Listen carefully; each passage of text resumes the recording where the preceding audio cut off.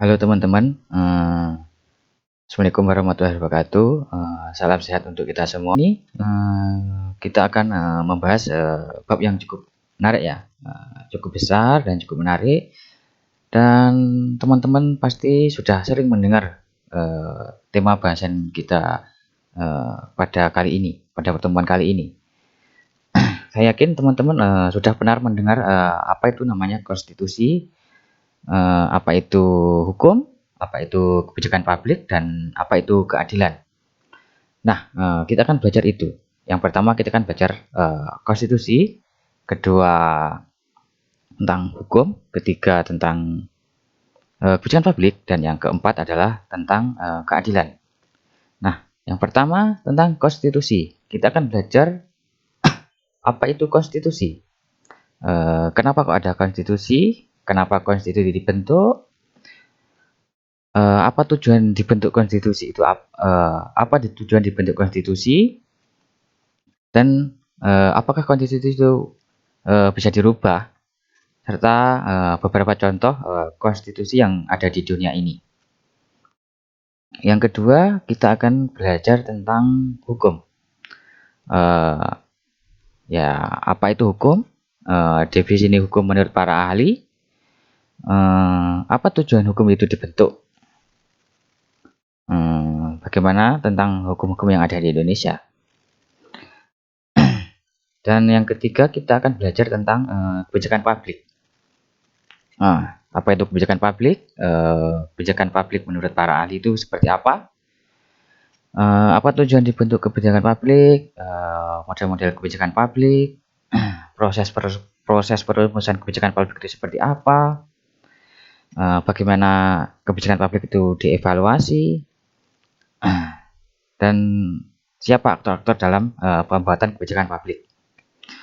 Dan yang terakhir kita akan belajar tentang keadilan. Apa itu keadilan menurut para ahli? Bagaimana perspektif keadilan? Sudah adilkah negara kita ini? Nah, kita akan belajar itu.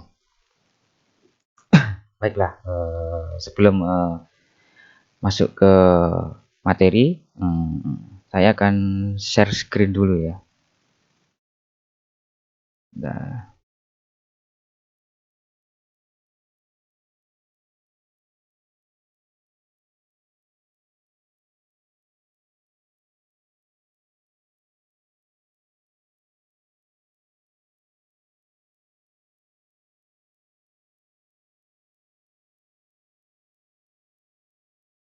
Oke.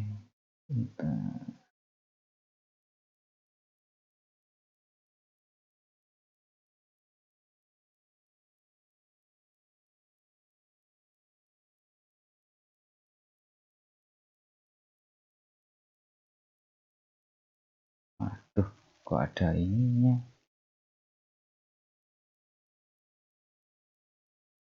Nah.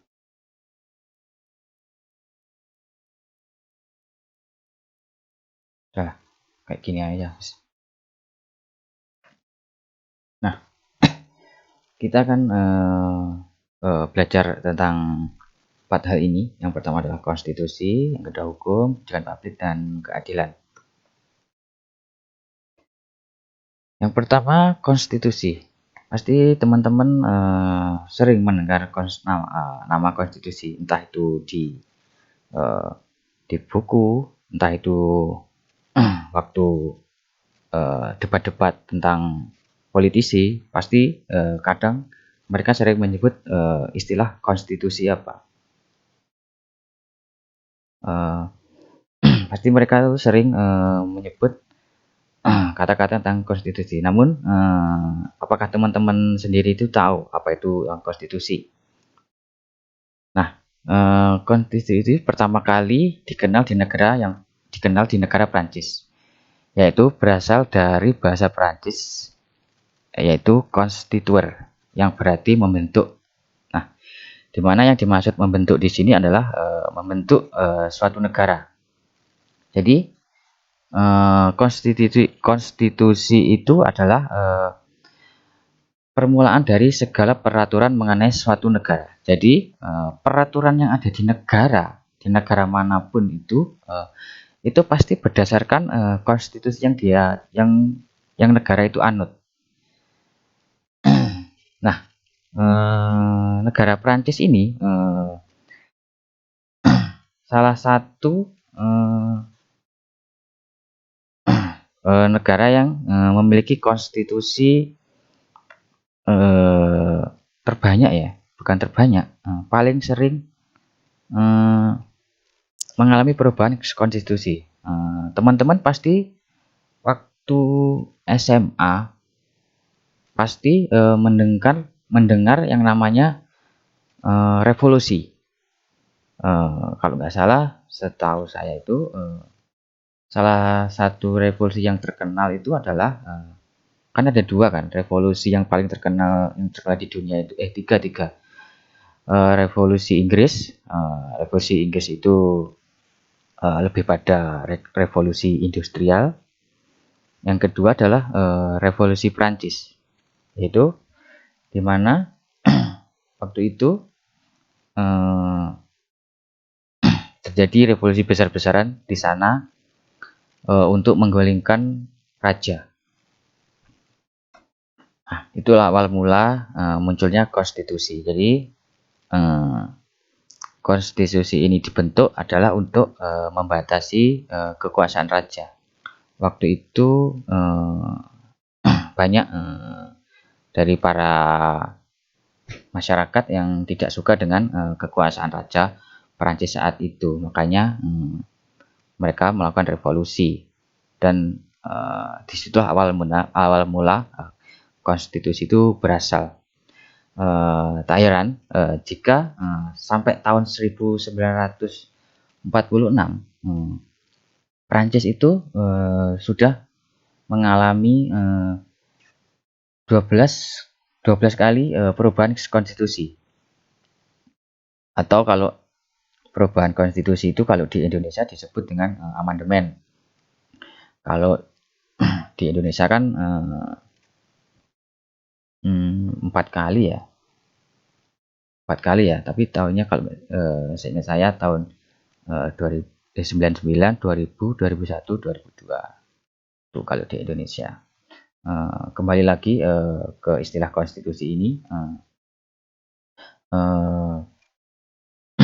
Perancis ini menjadi laboratorium of konstitusi karena selain pertama kali muncul konstitusi itu muncul di Perancis, negara Perancis itu juga sering mengalami perubahan konstitusi yang seperti saya katakan tadi. Makanya banyak ilmuwan yang mempelajari konstitusi ini merujuk pada negara Perancis.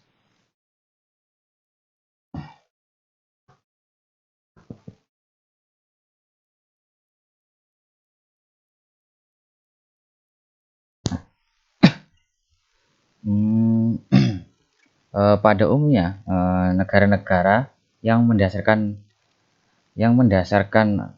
atas nama demokrasi konstitusional, maka undang-undang dasarnya mempunyai fungsi khusus, yaitu membatasi kekuasaan pemerintah. Jadi konstitusi ini dibuat untuk membatasi kekuasaan dari para penguasa. Jadi kalau kita mendengar dulu kekuasaan para penguasa itu, kekuasaan para penguasa terutama raja, kepala negara itu tak terbatas. Makanya mereka bisa melakukan apa yang mereka mau. Mereka bisa menarik pajak sesuka hati mereka, membelanjakan uang negara sesuka mereka. Oh iya, saya baru ingat, kenapa kok di Prancis itu terjadi revolusi sehingga menghasilkan konstitusi, karena rajanya waktu itu sangat korup. Jadi dia itu semena-mena. Jadi kalau di Prancis itu raja keempat atau raja keberapa itu sangat korup. Dia itu dua-duanya, raja dan ratunya itu sangat korup. Jadi dia menarik pajak sesuka hati dia, lalu membelanjakan uang kas negara itu sesuka hati dia, sehingga waktu itu kas negara itu sampai terkuras habis untuk memenuhi kebutuhan si raja. Makanya terjadilah revolusi. Sehingga konstitusi ini dibentuk untuk membatasi kekuasaan raja. Sehingga raja atau penyelenggara kekuasaan itu tidak bisa sewenang-wenang menindas hak-hak warga negara, sehingga hak warga negara itu bisa lebih terjamin. Nah, sehingga pandangan ini disebut dengan konstitusionalisme.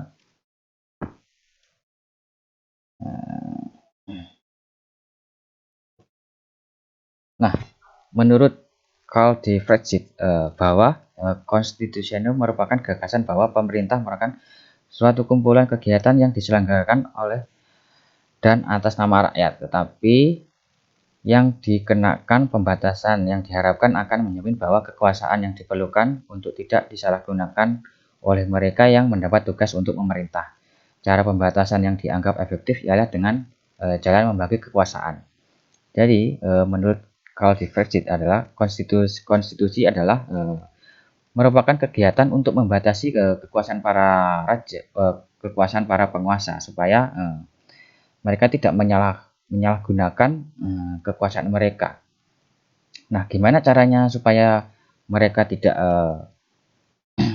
menyalahgunakan kekuasaan yang disepakati oleh masyarakat? Atau maksudnya yang disepakati oleh masyarakat adalah dengan teori kelompok sosial. Jadi masyarakat itu setuju untuk diperintah, tapi mereka itu setuju untuk diperintah, tapi yang memerintah itu tidak boleh sewenang-wenang terhadap mereka. Jadi mereka itu dibatasi kekuasaannya. Makanya namanya muncul teori kontrak sosial yang dikembangkan oleh John Locke. Karena manusia itu adalah homo monolibus menurut John Locke.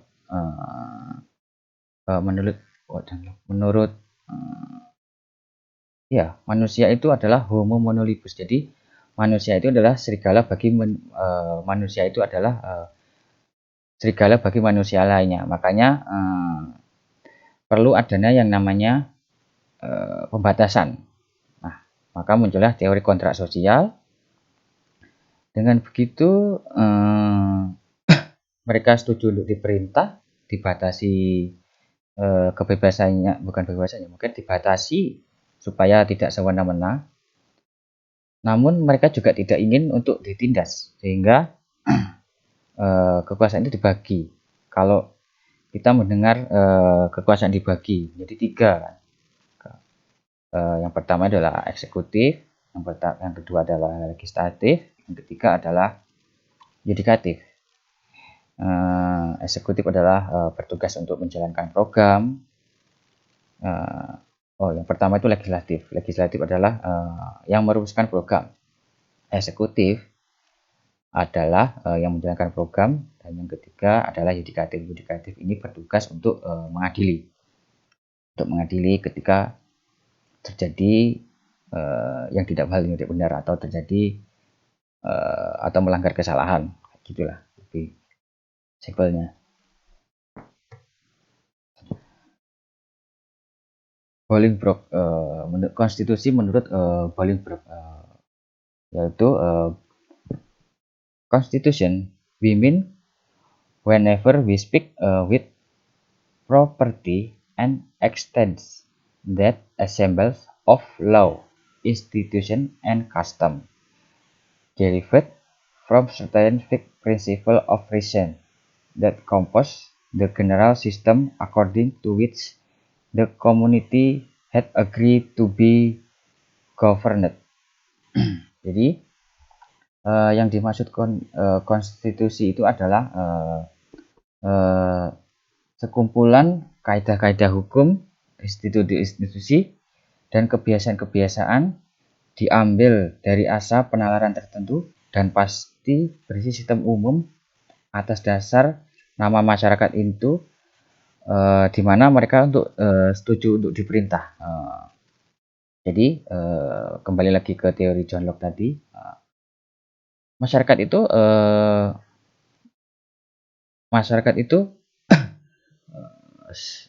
melakukan kontrak sosial. Jadi mereka setuju untuk perintah, namun yang memerintah mereka tetap dibatasi kekuasaannya.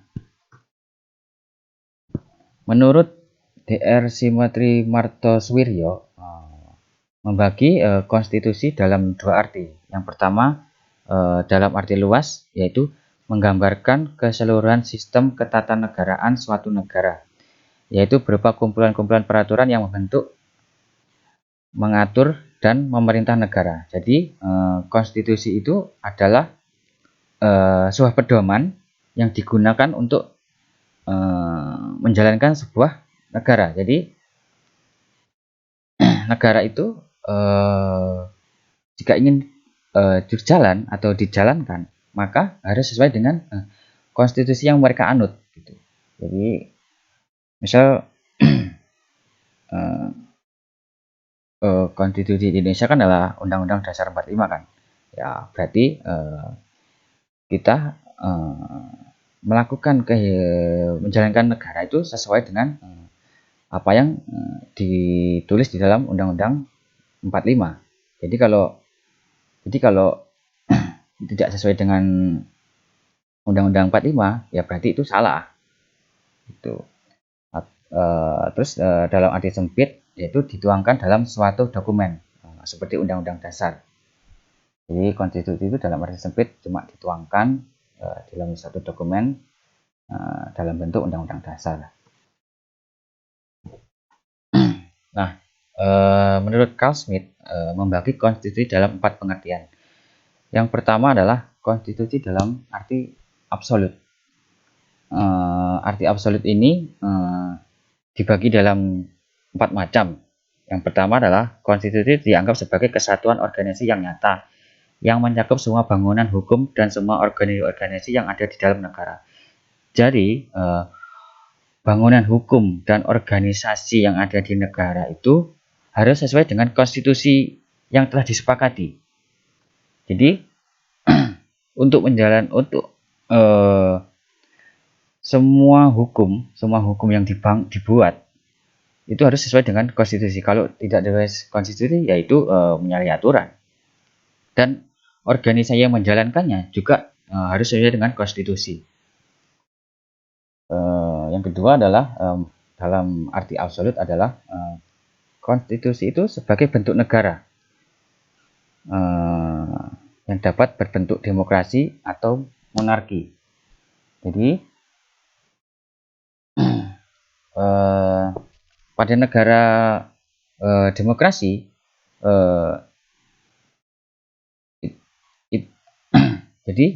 pada negara demokrasi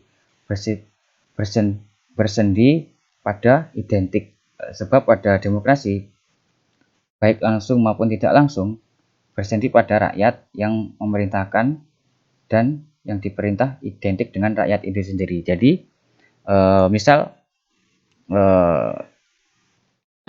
negara Indonesia ini kan sumbernya kan kita menganut konstitusi kita adalah UUD 45 dan kita menganut tentang demokrasi.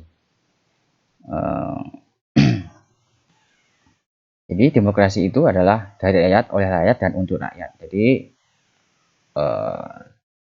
untuk menjalankan konstitusi maka dijalankan demokrasi sesuai apa yang ada di dalam konstitusi tersebut. Nah, sedangkan pada negara monarki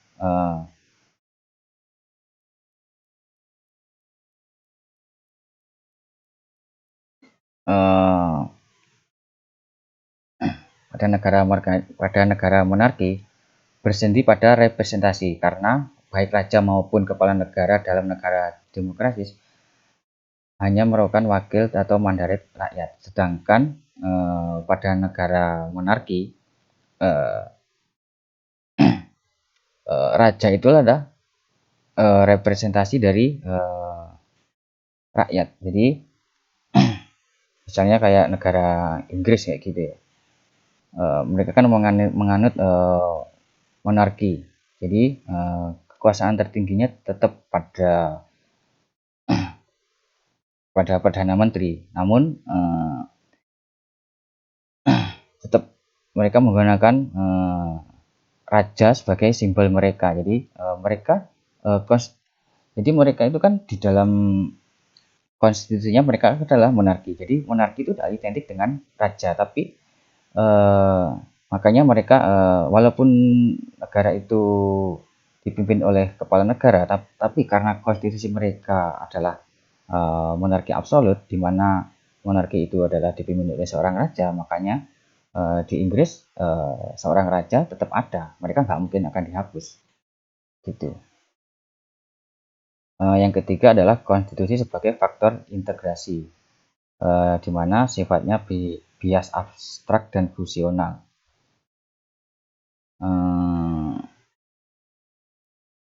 Yang dimaksud abstrak di sini adalah misal hubungan antara bangsa dan negara dengan laku kebangsaan, bahasa persatuannya, bendera, dan lain-lain. Jadi konstitusi bisa abstrak ini adalah tentang laku kebangsaan, tentang bahasanya apa, warna benderanya apa, kayak gitu. Sedangkan dalam fungsional, konstitusi dalam arti absolut fungsional, yaitu tugas konstitusi adalah mempersatukan bangsa melalui pemilihan umum, melalui referendum, melalui pembentukan kabinet, mosi yang dijadikan oleh DPRD baik yang sifatnya menuduh atau tidak percaya.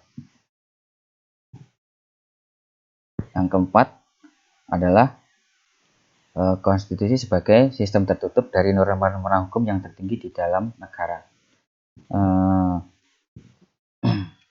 Konstitusi sebagai sistem tertutup dari norma-norma hukum yang tertinggi dalam negara. Jadi konstitusi merupakan norma dasar yang merupakan sumber dasar norma-norma lainnya yang berlaku di negara. Jadi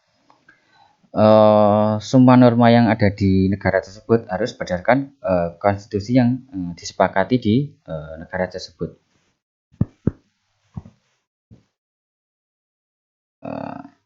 Yang kedua adalah konstitusi dalam arti relatif, yaitu konstitusi yang dihubungkan dengan kepentingan suatu golongan tertentu di dalam masyarakat, di mana golongan itu terutama adalah dari kalangan berjuis yang menghendaki adanya jaminan dari para penguasa supaya hak mereka itu tidak dilanggar.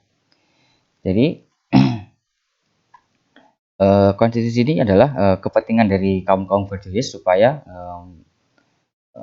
kepentingan mereka itu tidak dilanggar, di mana konstitusi ini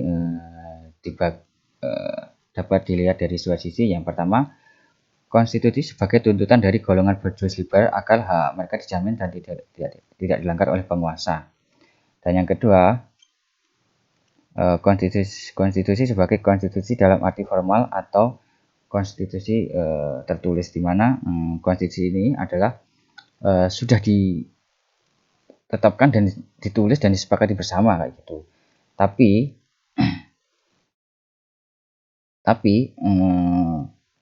dengan mempertimbangkan hak-hak dari para berjuis tadi. Jadi konstitusi ini lebih pada untuk melindungi hak dari para kaum berjuis. Yang ketiga adalah konstitusi dalam arti positif. Menurut Carl Schmitt, konstitusi dalam arti positif yaitu mengandung pengertian sebagai keputusan politik yang tertinggi berhubungan dengan pembuatan undang-undang. Ya, seperti yang saya katakan di depan tadi, jadi semua undang-undang yang ada di suatu negara itu harus berdasarkan konstitusi yang dibentuk. Jadi misalnya ingin membuat undang-undang tentang membuat undang-undang tentang anti narkoba gitu. Itu harus sesuai dengan konstitusi yang dianut. Yang keempat adalah konstitusi dalam arti ideal. Nah, disebut konstitusi dalam arti ideal karena merupakan konstitusi idaman dari kaum berjuang ideal seperti itu, seperti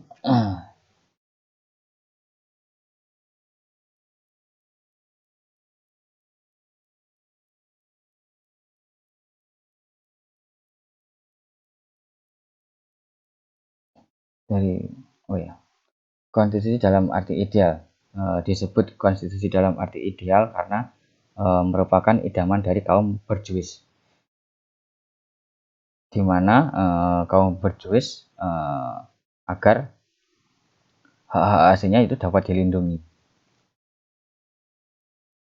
Nah, seperti yang di negara Prancis tadi, di mana leluhur ini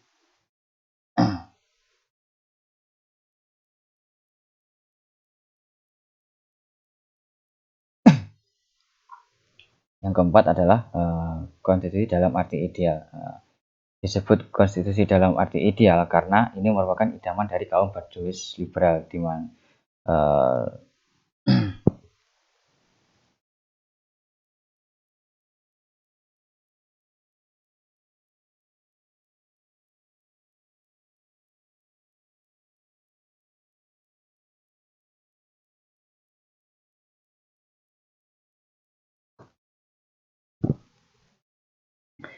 yang keempat adalah konstitusi dalam arti ideal. Disebut konstitusi dalam arti ideal karena merupakan idaman dari kaum berjuang, di mana sebagai jaminan bagi rakyat agar hak asasi mereka itu dilindungi. Cita-cita leluhur ini terjadi di Prancis yang menjadi tuntutan dari golongan tersebut agar pihak penguasa tidak berbuat semena-mena terhadap rakyat. Jadi konstitusi ini ya dibuat agar para penguasa itu tidak semena-mena terhadap mereka dan juga kepada rakyat. Jadi konstitusi ini membatasi para penguasa supaya mereka tidak seenaknya dalam melakukan tugasnya. Jadi dengan adanya konstitusi ini, para penguasa itu kekuasaannya itu dibatasi.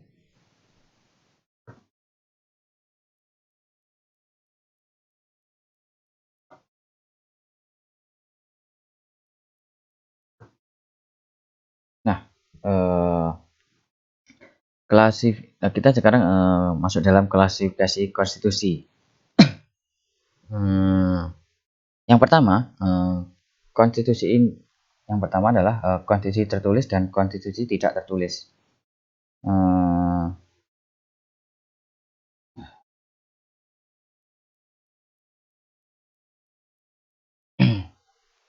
Perbedaan konstitusi tertulis dan tidak tertulis adalah ini kurang tepat ya. Jadi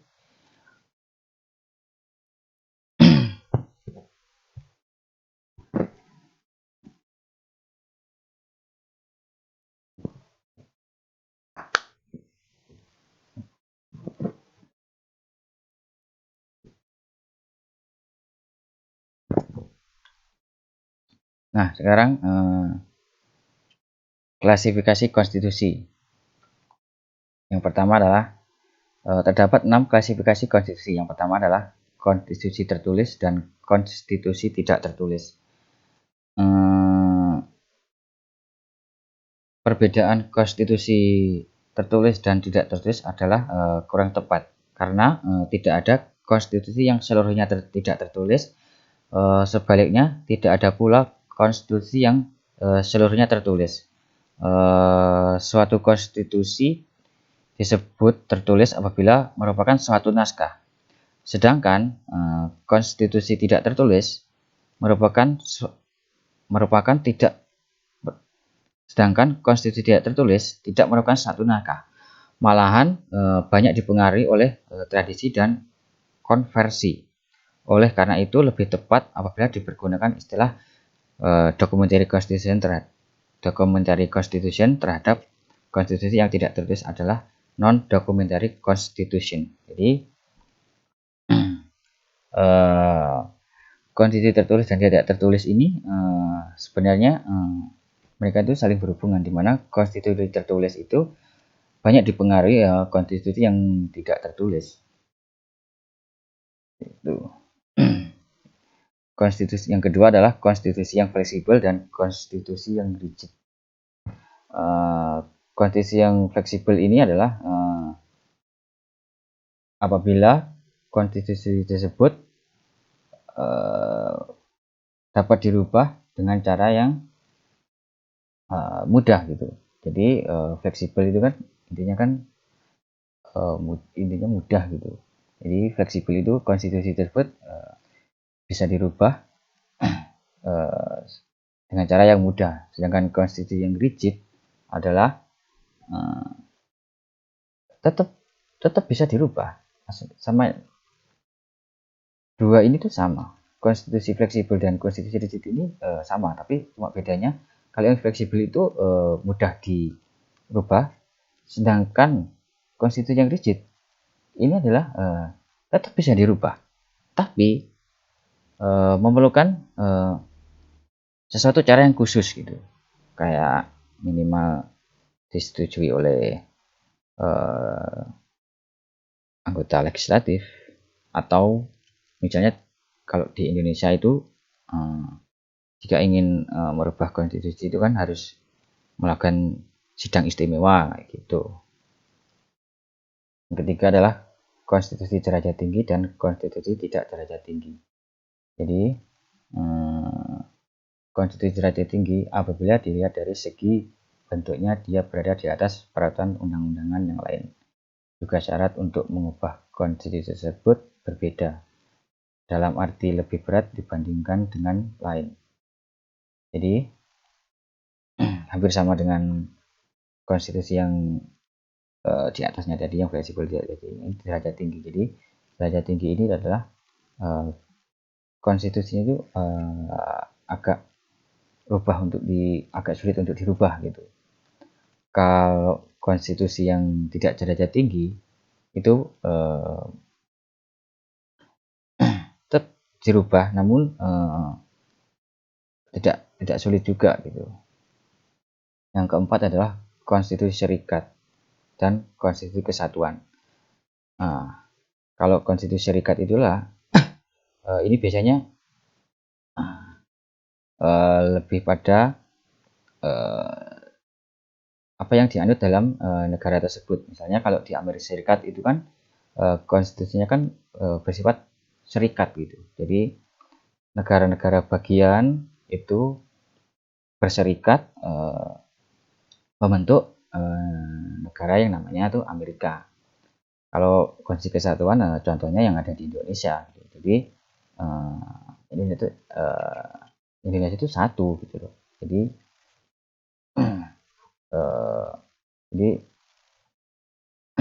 jadi bentuk negara itu kesatuan gitu. Misalnya kayak Negara Kesatuan Republik Indonesia. Yang kelima adalah konstitusi sistem pemerintahan presidensial dan konstitusi sistem pemerintahan parlementer. Nah, kalau presidensial ini ya kita tahu kepala negaranya dipimpin oleh seorang presiden dengan cara pemilu gitu. Kalau parlemen ini adalah dipimpin oleh seorang perdana menteri. Misal yang sistem presidensial ini adalah ya, di Indonesia, di mana lagi, Amerika itu kan menganut sistem presidensial. Kalau yang parlementer ini contohnya yang negara kita aja, negara jiran, negara Malaysia itu menganut sistem parlementer. Yang keenam adalah konstitusi republik dan konstitusi kerajaan. Nah, jelas kalau di Indonesia adalah menganut sistem konstitusi republik, mana kita tahu negara Republik Indonesia. Dari namanya aja sudah terlihat kalau konstitusi yang dianut adalah konstitusi republik. Sedangkan kerajaan biasanya dipimpin oleh seorang raja gitu. Jadi dia masih menganut sistem kerajaan seperti Malaysia itu dia menggunakan kerajaan gitu. Karena di sana masih ada seorang raja. Misal di Inggris, di Jepang, mana lagi di Thailand itu juga masih menggunakan konstitusi kerajaan. Nah, sekarang apa saja lah yang ada di dalam isi konstitusi tersebut? Yang pertama, konstitusi itu adalah adanya jaminan hak asasi manusia dan warga negara. Ya, seperti yang saya katakan di awal tadi, konstitusi itu dibentuk supaya kekuasaan seorang raja itu atau penguasa itu dibatasi. Jadi dengan adanya dibatasi tersebut, maka akan ada jaminan bagi hak asasi manusia dan juga warga negaranya. Jadi hak asasi manusia tidak mudah untuk ditindas oleh para penguasa atau raja. Ditetapkan susunan ketatanegaraan suatu negara yang bersifat fundamental, di mana konstitusi ini adalah bersifat fundamental atau dasar. Bentuk negara pasti ada di dalam konstitusi, bentuk pemerintahan pasti ada di dalam konstitusi, kelembagaan negara juga ada di konstitusi, dan sebagainya. Jadi konstitusi ini adalah menggambarkan atau yang katakan tadi adalah pedoman bagi untuk menjalankan negara tersebut. Jadi semuanya itu ada di dalam konstitusi tersebut gitu. Dan yang terakhir adalah adanya pembagian kekuasaan tadi. Jadi supaya kekuasaan para penguasa itu terbatas, makanya kekuasaannya itu dibagi. Seperti yang saya katakan di awal tadi, adanya pembagian kekuasaan trias politika, yaitu eksekutif, legislatif, dan yudikatif.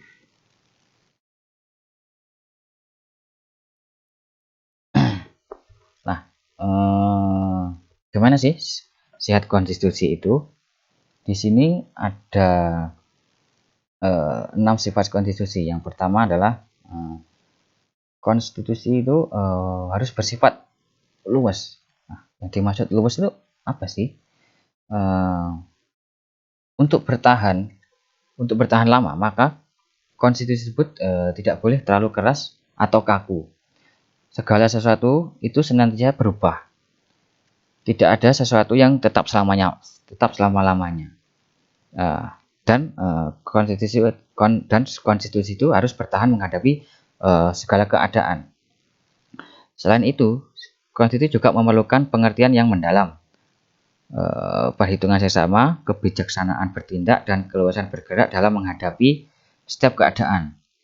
Dimana kalau terlalu keras, konstitusi pasti akan patah. Kalau terlalu kaku, pasti konstitusi akan beku. Ya, dan juga konstitusi tidak boleh menjangkau terlalu jauh kehendak segala-galanya. Konstitusi itu harus memberikan kesempatan perkembangan dan perubahan bagi tuntutan zaman. Jadi konstitusi tersebut harus bersifat luas. Jadi tidak boleh kaku gitu. Jadi dulu konstitusi itu dibentuk pasti sudah memikirkan bagaimana perkembangan zaman itu. Jadi konstitusi dibentuk itu para pembentuk itu sudah tahu bahwa zaman itu akan selalu berubah. Makanya konstitusi itu dibentuk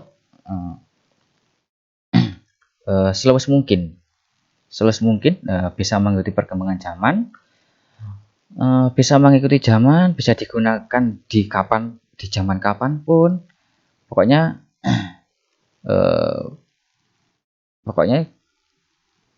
konstitusi itu sudah dipikirkan matang-matang waktu membuatnya. Ya kayak konstitusi kita kan dibuat tahun 45. Misalnya undang-undang kita kan konstitusi kita kan undang-undang dasar 45. Toh sampai sekarang kan juga nggak pernah nggak dirubah kan konstitusi kita, karena eh, waktu dibuat konstitusi kita itu para pendiri misalnya Bung Karno, Bung Hatta itu sudah tahu kalau perkembangan Indonesia itu dari 45 sampai sekarang itu pasti akan berubah. Itu. Yang kedua, konstitusi harus tegas. Sudah semestinya ya konstitusi itu tegas dan kokoh dan kuat, tahan untuk selama-lamanya atau setidak-tidaknya untuk waktu yang lama gitu. Karena jika tidak demikian, ia akan kehilangan artinya sebagai piagam dasar negara. Apalah artinya jika konstitusi tersebut dibelok-belokkan kemana saja, yang dapat ditafsirkan bermacam-macam dalam setiap waktu, diubah dan dihapus.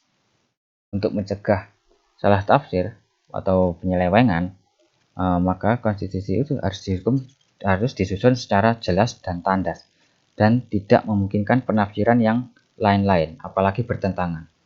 Dan untuk menyelamatkan konstitusi itu dari kemungkinan penghapusan, pergantian atau perubahan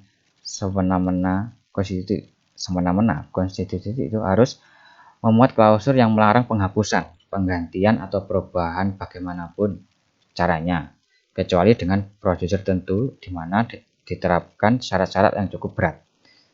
Misalnya dibentuk suatu badan khusus dan keputusannya diambil dari suatu yang bulat atau jumlahnya suaranya yang proporsional tinggi hingga tidak memungkinkan mengambil keputusan yang tergesa-gesa.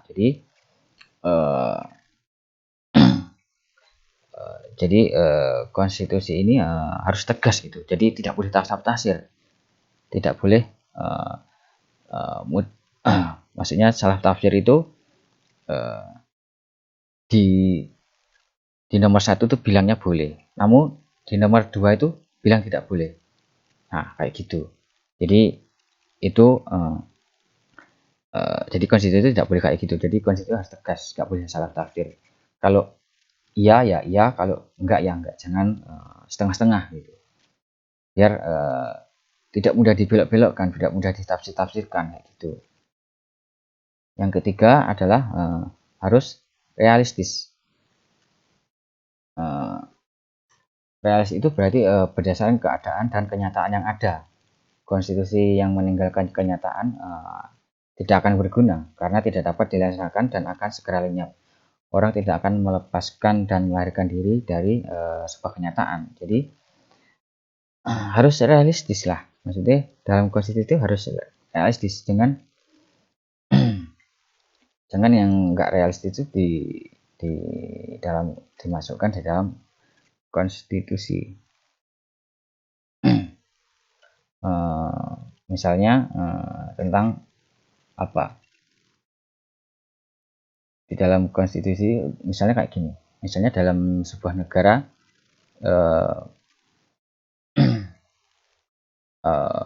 ada konstitusi yang bilang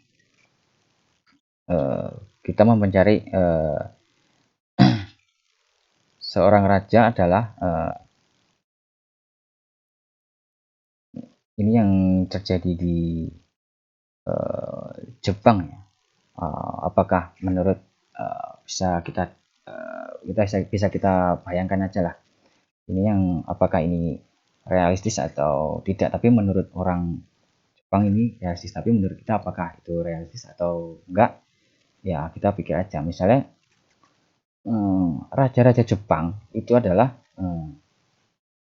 keturunan dari dewa matahari. Jadi konstitusi Jepang itu dulu sebelum tahun ya sebelum Jepang kalah perang ya. Jadi sebelum masih tahun 45 ke bawah, itu mengatakan bahwa raja-raja di Jepang adalah berasal dari keturunan matahari hingga mereka itu tidak boleh dilihat oleh warganya. Nah, apakah ini realistis atau bisa dianggap realistis? Bahkan untuk melihat raja di Jepang waktu tahun 945 itu tidak boleh. Nah, apakah menurut konstitusi ini sebenarnya realistis? Menurut saya sih nggak realistis. Hingga pada akhirnya toh konstitusi tersebut juga hilang. Maksudnya hilang itu ya kenyataannya itu nggak kayak gitu lagi. Raja-raja Jepang sekarang juga tampil di TV, di media sosial. Tapi kalau dulu orang biasa pun, misalnya kayak saya, misalnya tinggal di Jepang gitu, untuk melihat raja itu nggak boleh, dilarang itu. Nah, apakah itu realistis? Enggak kan, karena itu juga hilang sampai sekarang. Nah, itulah itu realistis. Yang keempat adalah idealis. Nah, berkaitan dengan konstitusi yang realistis, orang ataupun suatu bangsa tidak hanya hidup dalam kenyataan saja. Bangsa yang hidup dalam kenyataan saja akan menjadi statis dan beku, terbelajang dan ketinggalan zaman.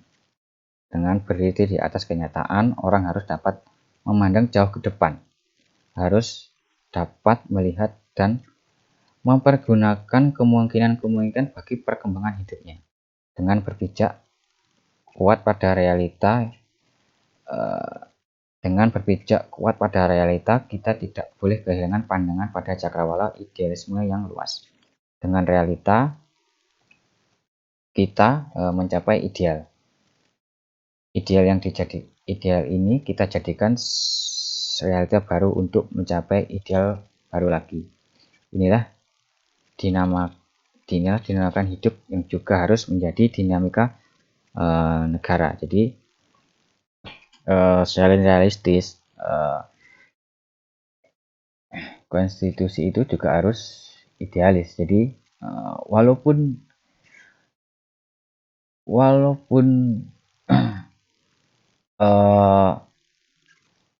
luas, tegas, realistis, idealis, namun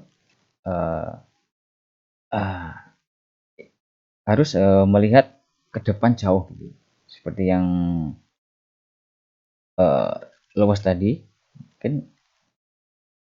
mungkin waktu membentuk konstitusi itu juga harus memikirkan ke depannya itu seperti apa gitu.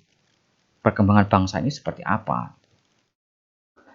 Dulu Bung Karno juga pernah bilang kan, perjuangannya itu lebih mudah karena dia melawan bangsa asing, sedangkan perjuanganmu itu lebih sulit karena kamu tuh melawan bangsamu sendiri. Jadi waktu dia membuat konstitusi itu,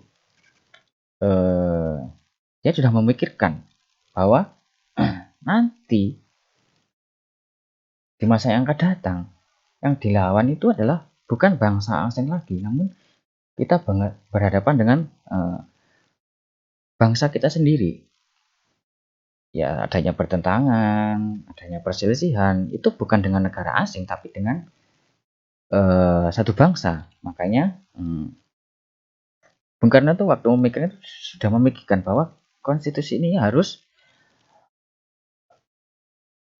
menjamin kesatuan bagi bangsa Indonesia di masa akan datang, karena bisa membuat perpecahan itu adalah dari dalam. Kalau kita diserang dari luar, kita pasti akan bersatu, tapi perpecahan itu bisa dari dalam. Makanya konstitusi itu dibentuk idealis namun juga tetap luas gitu. Yang kelima adalah konservatif. Konservatif dalam artinya adalah harus mempertahankan nilai-nilai yang tinggi pada unsur-unsur fundamental negara dan rakyat. Unsur ini tidak boleh tergoyahkan oleh modal atau gejolak emosi. Ia harus dilindungi terhadap gonjang-gonjangan pasang surut suatu keadaan. Nah, misalnya kayak konstitusi kita gitu ya. Kita kan menganut bahwa negara kita itu kan kesatuan. Kenapa gak disebut kesatuan? Karena kita itu berbeda-beda. Coba kalau kita dari Sabang sampai Merauke, itu kan berbeda-beda banget. Makanya kita itu menganut sistem konstitusi kesatuan.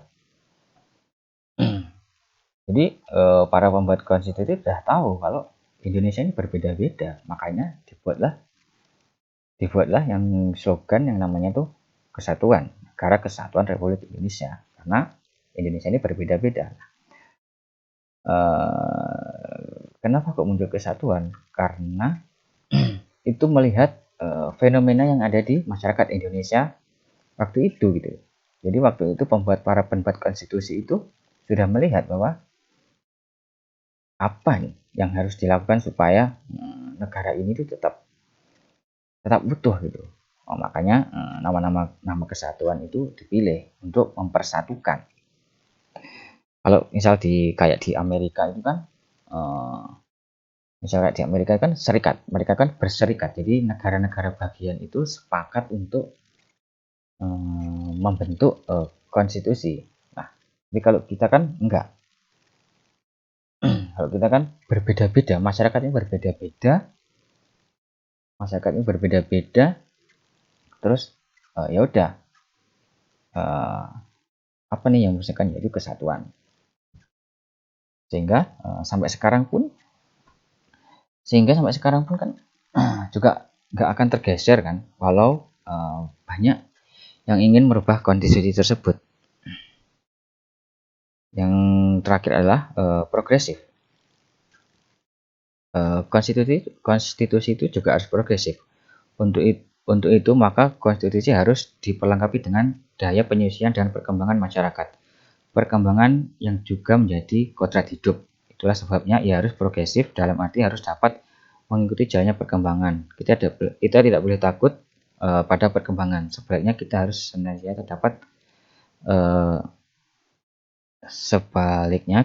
senantiasa dapat mengembangkan perkembangan. Jadi perkembangan itu pasti akan terus gitu loh. Makanya konstitusi itu harus bisa mengikuti itu. Walaupun tegas, realistis, idealis, luas, konservatif, tapi harus tetap mengikuti perkembangan itu gitu. Misalnya banyak kan yang mengganti konstitusi kita negara kesatuan menjadi negara khilafah.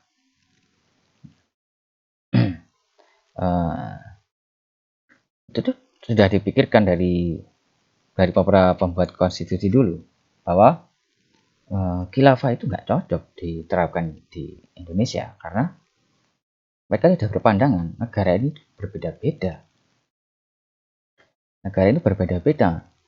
Nggak mungkin kalau khilafah itu kan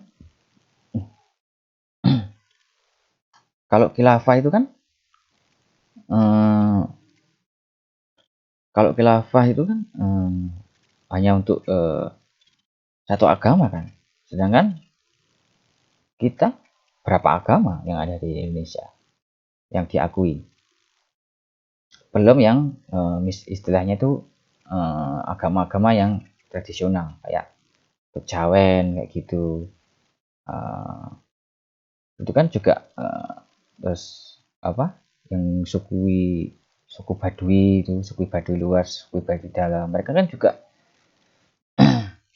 di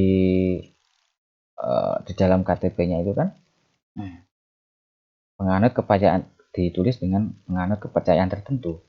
Jadi mereka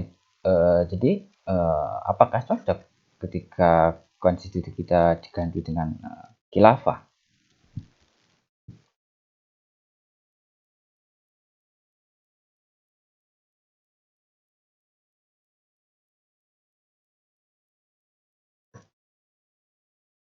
Nah, selanjutnya adalah perubahan konstitusi. Kalau di Indonesia ini disebut dengan amandemen ya.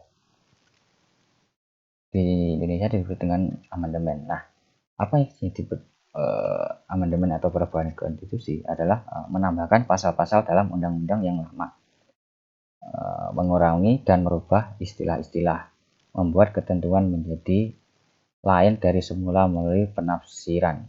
Jadi perubahan konstitusi adalah kayak gitu. Misalnya yang paling terlihat itu adalah kalau dulu misalnya kayak jabatan presiden gitu. Kalau dulu kan boleh kan malah ikut pemilu berkali-kali. Sekarang cuma dibatasi 2 kali.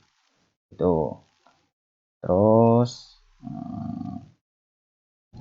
apa itu? Terus itu pemilihan kalau dulu terdapat 2 pemilihan, yaitu utusan golongan dan utusan daerah. Kalau sekarang dulu untuk memilih presiden itu dipilih dari utusan golongan dan utusan daerah. Itu kalau sekarang kan dipilih langsung. Terus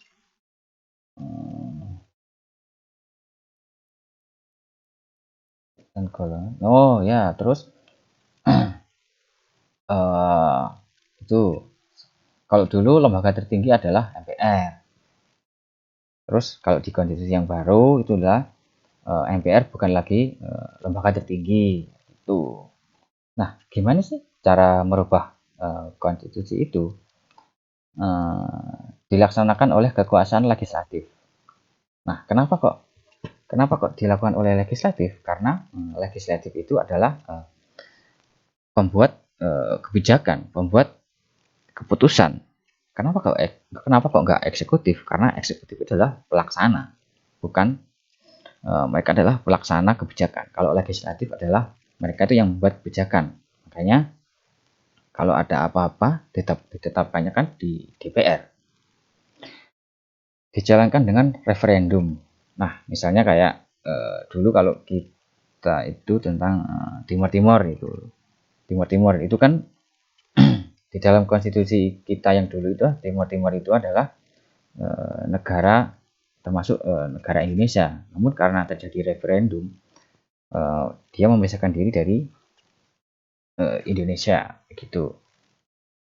Jadi dilakukan referendum atau pemilihan yang ada di Timur Timur. Atau misalnya yang terkenal itu adalah Barcelona dan Spanyol. Itu kan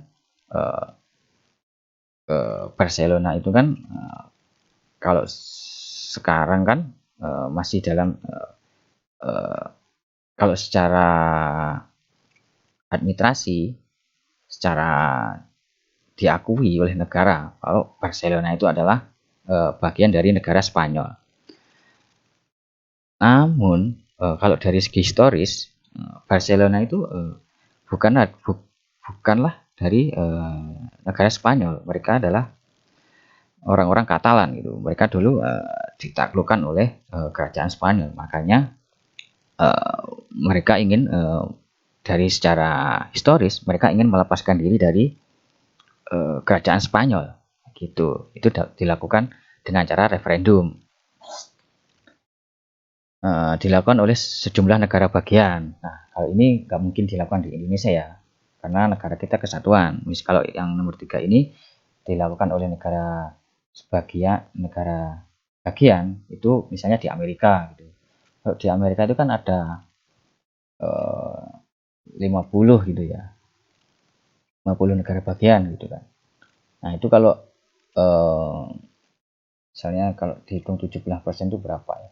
Misalnya ada 40 negara bagian yang ingin melakukan referendum itu bisa gitu. kalau di Indonesia itu untuk melakukan itu dilakukan oleh DPR gitu. Namun jumlahnya itu harus 75% itu berapa gitu. Itu tepatnya kayak kurang tahu kalau untuk referendum untuk DPR itu berapa untuk melakukan perubahan gitu.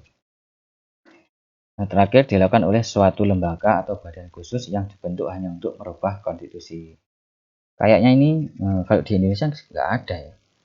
Misalnya kalau kita sering mendengar tentang Mahkamah Konstitusi, itu cuma menguji kalau mereka merubah konstitusi mereka nggak bisa. Mereka cuma bisa menguji. Nah, menguji pun itu mereka cuma cuma menguji apakah ini tuh layak atau nggak layak gitu. Itu. Nah, ini contoh konstitusi yang ada di dunia ya. Yang pertama adalah Magna Carta. Tahun berapa Magna Carta ini? Magna Carta ini adalah tahun ditetapkan pada tahun 1215. Jadi di abad ke-13-an. Pada tanggal 15 Juni 1215 yang membatasi monarki Inggris di mana kekuasaan Raja John itu terlalu absolut. Magna Carta ini lahir dari hasil perselisihan antara Paus, Raja John dan baronanya atas hak raja. Magna Carta mengharuskan raja untuk membatalkan beberapa hak dan menghargai beberapa prosedur legal. Magna Carta juga menuntut agar keinginan raja dapat dibatasi oleh hukum. Magna Carta juga disebut sebagai langkah pertama dalam sejarah yang panjang menuju ke pembuatan hukum konstitusional. Selain disebut sebagai awal mula hukum konstitusional, Magna Carta ini juga dianggap sebagai lambang perjuangan hak asasi manusia dan tonggak perjuangan lahirnya hak asasi manusia. Yang ketiga adalah African Charter. Adalah sebuah instrumental hak asasi manusia internasional yang ditunjukkan untuk mempromosikan dan melindungi hak asasi manusia dan kebebasan di benua Afrika. Yang ketiga adalah Constitution of United States. Nah, kita tahu ini adalah konstitusi yang ada di Amerika yang menghargai tentang kebebasan. Yang terakhir tentu kita sudah mengenal Undang-Undang Dasar 45. Itu konstitusi kita. Nah, selanjutnya kita akan bicara tentang hukum. Menurut Prof. E.M. Myers, hukum adalah semua aturan yang mengandung pertimbangan kesusilaan ditujukan kepada tingkah laku manusia dalam masyarakat dan menjadi pedoman bagi penguasa-penguasa negara dalam melakukan tugasnya. Jadi hukum ini ditujukan kepada masyarakat, mana dan juga menjadi pedoman bagi penguasa dalam menjalankan tugasnya. Yang kedua adalah pendapat Immanuel Kant. Hukum adalah keseluruhan syarat-syarat yang dengan ini hendak bebas dari orang yang satu dapat menyisihkan diri dengan kehendak bebas dari orang lain menurut peraturan hukum tentang kemerdekaan. Jadi hukum ini adalah membatasi membatasi kebebasan yang orang satu dengan orang yang lainnya. Sebentar, baterai saya mau habis. Saya tes dulu.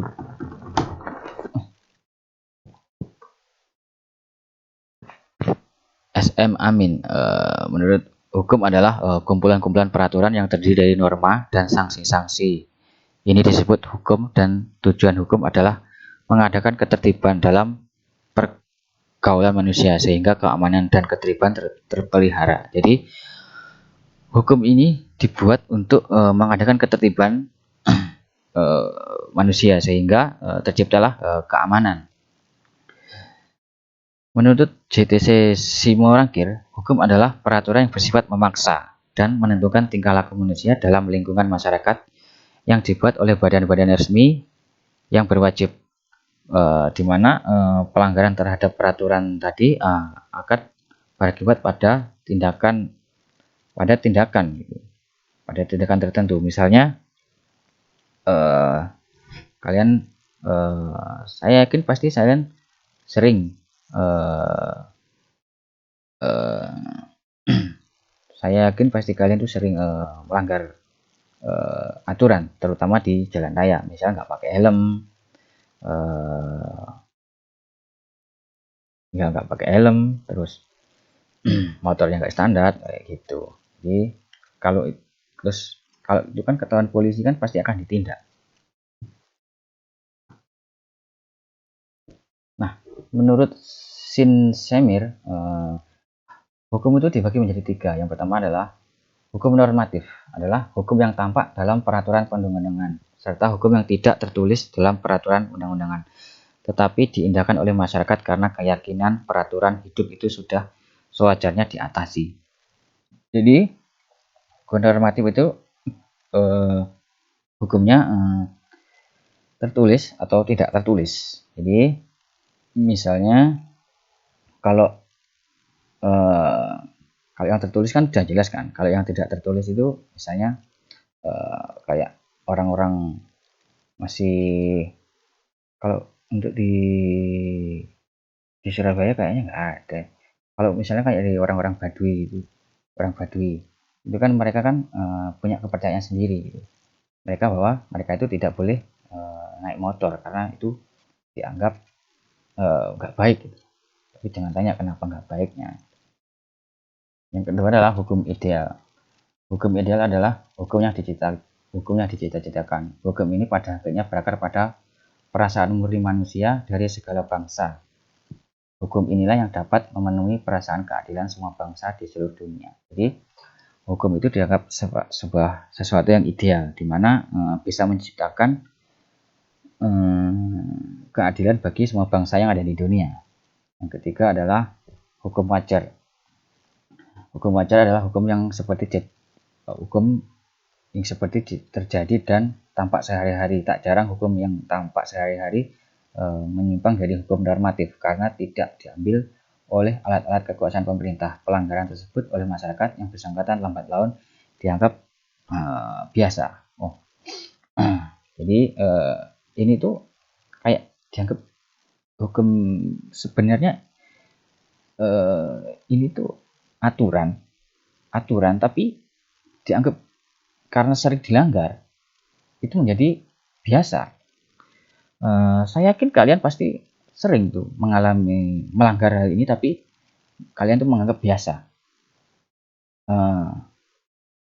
Kalau di daerah-daerah mungkin jarang ya. Kalau di daerah-daerah misalnya kan tempat saya di Ponorogo itu ini jarang terjadi. Tapi kalau di Surabaya saya yakin ini sering terjadi dan saya yakin kalian juga melakukannya karena ya kadang saya juga melakukannya. Misalnya ketika naik motor gitu kan. Ketika lampu merah, harusnya kita kan berhenti di belakang garis. Ya kan? Harusnya kita berhenti di belakang garis karena di depan garis itu digunakan untuk orang menyeberang. Nah, karena kebiasaan kalian, pasti kalian berhenti di depan garis. Iya enggak? Iya kan? Jadi kalian tuh berhenti di depan garis. Nah, Pak polisinya sendiri juga membiarkan kayak gitu karena itu dianggap wajar gitu. Seharusnya kan itu kan nggak boleh. Pak polisinya sendiri karena sudah kebiasaan dan wajar, harusnya kan Pak polisi kan menindak. Namun yang terjadi kan malah malah disuruh maju karena yang mau belok ke kiri karena ketutupan kalian. Karena ketutupan kalian makanya kalian disuruh maju di depan garis. Nah, itu kan aslinya kan salah. Tapi karena kebiasaan, tapi karena kebiasaan itu jadi hukum yang wajar kayak gitu. Pengertian norma atau kaidah hukum. Kaidah hukum merupakan ketentuan atau pedoman tentang apa yang seyogyanya atau sepantasnya dalam keadaan tertentu sebagai petunjuk hidup yang mengikat. Jadi ini kaidah hukum ini dijadikan sebagai penunjuk kehidupan. Isi kaidah hukum. Hukum harus merupakan kenyataan normatif, yaitu apa yang seharusnya dasolen dan bukan merupakan kenyataan alamiah atau peristiwa konkret atau dasein. Nah, dasolen itu kayak gini. Dasolen itu adalah apa yang seharusnya, dan sein adalah apa yang senyatanya. Jadi seharusnya dihukum itu kayak gini.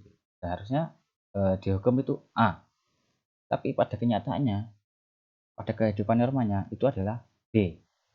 Nah, itu isi kaidah hukum kayak gitu. Norma hukum itu bersifat pasif. Agar norma hukum menjadi aktif, diperlukan rangsangan untuk mengaktifkan. Ketika kalian naik motor itu kan ada aturannya kan, ada aturannya, ada yang harus kalian patuhi. Nah, norma hukum itu berlaku waktu kalian naik motor. Jadi waktu kalian naik motor, norma itu berlaku. Tapi itu bersifat pasif karena tidak ada yang kalian langgar ketika kalian mengikuti aturannya. Tapi kalau kalian tidak mengikuti aturan, misalnya nggak pakai helm gitu, nah norma hukum itu menjadi aktif kayak gitu. Jadi ketika kalian naik motor pakai helm, punya SIM gitu, motor standar, itu norma hukum itu pasif. Tapi ketika kalian naik motor tapi nggak pakai helm, nah norma hukum itu menjadi aktif gitu.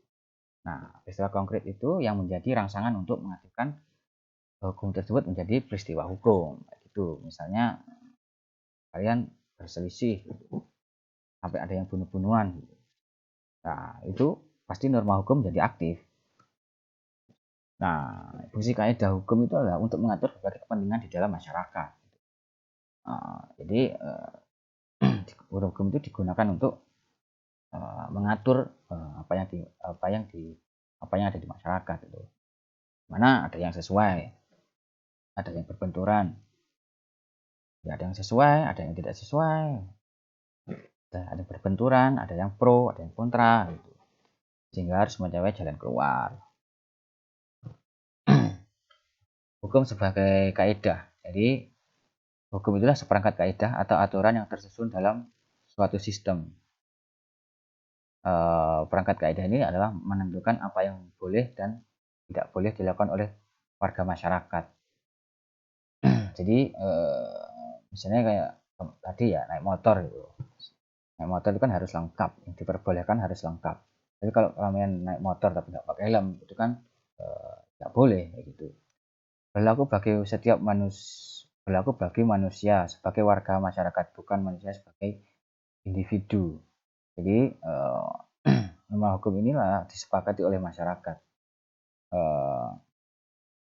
tidak untuk individu. Jadi kaidah hukum ini bersumber dari masyarakat sendiri maupun dari sumber hukum lain, yaitu otoritas negara ataupun Tuhan. Dimana kalau hukum dari Tuhan itu adalah misalnya dari kitab suci gitu. Misalnya apa ya? Kalau dari agama itu kan paling keras itu kan yang kalau di otoritas negara itu nggak ada, tapi di agama itu boleh. Kalau di negara itu nggak ada, tapi di agama itu ada. Misalnya tentang murtad gitu. Orang murtad gitu, atau pindah agama berkali-kali gitu. Itu kalau di hukum negara itu nggak ada, tapi kalau di hukum agama itu ada. Gitu. Kaidah yang kelima adalah kaidah secara nyata dan benar-benar diberlakukan oleh warga masyarakat dalam kehidupan mereka, yakni sebagai living law. Yang keenam, harus ada sanksi eksternal yang terjadi pelanggaran atau kaidah hukum tersebut. Sanksi mana dipercankan oleh otoritas tertinggi. Nah,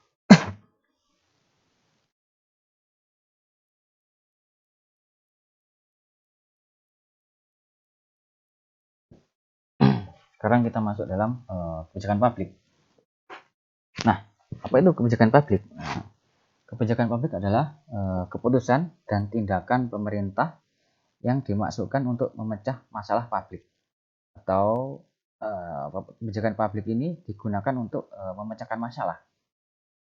Jadi nggak mungkin kebijakan publik itu muncul kalau tidak ada masalah gitu. Jadi dibuat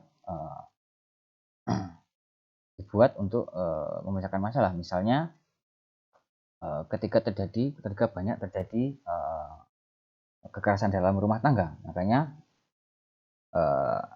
itu kan masalah kan, kekerasan dalam rumah tangga. Misalnya ada suami memukul istrinya gitu, atau suami melakukan tindakan kekerasan pada istrinya, itu kan sebuah kesalahan. Makanya pemerintah membuat sebuah peraturan bahwa untuk memecahkan masalah tersebut dibuatlah undang-undang tentang perlindungan perempuan dan anak gitu. Bahkan sampai ada lembaganya gitu, Dinas Sosial Perlindungan Perempuan dan Anak gitu misalnya. Jadi kalau nggak ada masalah, kebijakan publik itu nggak mungkin diusulkan.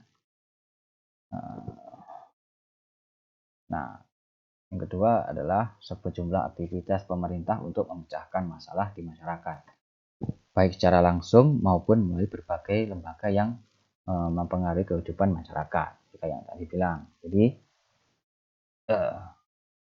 ini dilakukan secara langsung maupun berbagai lembaga yang terkait. Jadi kekerasan dalam rumah tangga tadi kan, sehingga dibentuk Dinas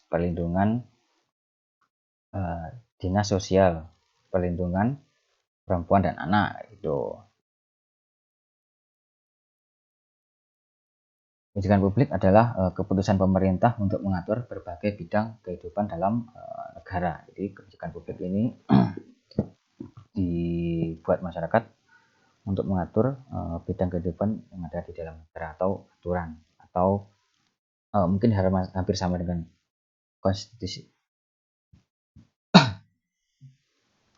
konstitusi tadi, digunakan untuk mengatur kehidupan dalam bernegara. Nah, ini pengertian publik menurut para ahli. Yang pertama Thomas R. D.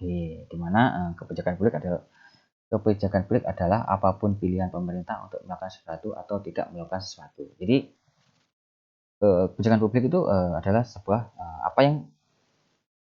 keputusan yang diambil oleh pemerintah. Jadi pemerintah itu tidak melakukan sesuatu itu merupakan keputusan gitu.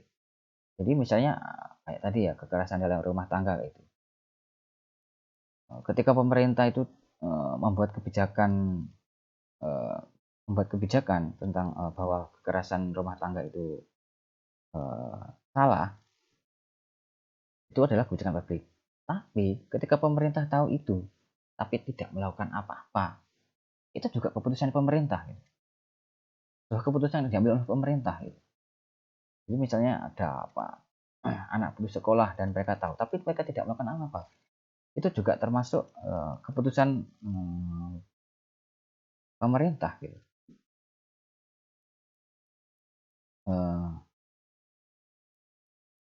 Bentar, ini saya full screen.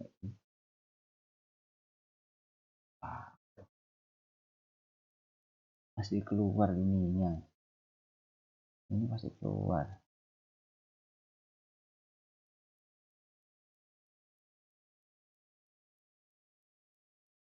Yang kedua adalah James A. Anderson. Kebijakan publik adalah kebijakan yang dikembangkan oleh badan pejabat dan pejabat pemerintah. Jadi kebijakan publik ini sesuatu yang dibuat oleh badan-badan atau pejabat pemerintah. Jadi misalnya kayak masyarakat biasa itu nggak akan bisa membuat kebijakan publik, itu nggak bisa. bisanya cuma mengusulkan, tapi kalau membuat mereka tuh nggak bisa gitu, mereka cuma mengusulkan gitu. Dapat Eastern adalah kebijakan publik adalah pengalokasian nilai-nilai secara sah kepada seluruh anggota masyarakat. Jadi sebuah nilai-nilai yang sah di mana itu akan dialokasikan kepada masyarakat.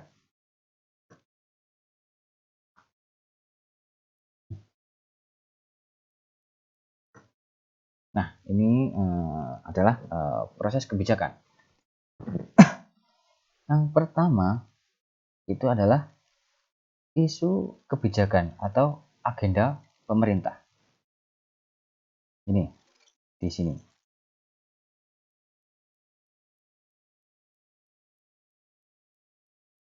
Ini nih, di sini. Isu kebijakan atau agenda pemerintah. Jadi apa nih? Misalnya saya contohkan tentang apa? Misalnya tentang itu minuman keras. Nah, jangan minuman keras. Tentang kecelakaan pada remaja, kecelakaan remaja yang kecelakaan pada remaja yang di bawah umur gitu. Nah, kenapa nih kok banyak remaja yang kecelakaan di bawah umur? Karena